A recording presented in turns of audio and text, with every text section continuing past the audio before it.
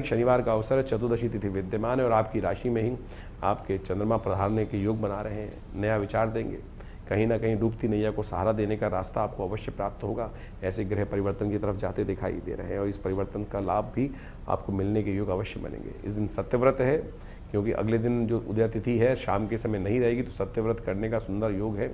और इस कलिकाल में भगवान सत्यनारायण का व्रत कर बहुत सारे अनिष्टों को दूर करने का सुगम स्कंद जो पुराण के अंदर महात्म लिखा है उसके द्वारा हमको मिल जाता है। तो इसलिए इस कथा को सही से समझें, महात्मा को पढ़ें, टेस्टिमनीज जो लोगों ने लिखी है कि ना करने से क्या होता है, करने से क्या होता है, और भूल चूक में माफ़ करने से परमात्मा के समय के समक्ष उपस्थित होकर प्रार्थना कर लेने से अनिष्टों को दूर करने के लिए भगवान तत्काल रास्ता बना देते हैं। भगवान ऐसे नहीं कि रूठ के एक बार बैठ गए तो बैठ गए, नहीं, भगवान नहीं रूठते हैं, हम रूठ जाते हैं।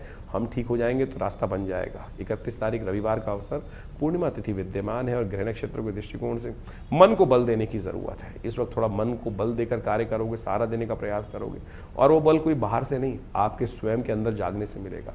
ग्रह नक्षत्रों में योग जो चल रहा है वो कहीं ना कहीं जो आपके बुध इत्यादि, बृहस्पति इत्यादि के शुभ योग के कारण से कहीं ना कहीं बल मिल रहा है। उस बल को लेकर चलने का प्रयास करें।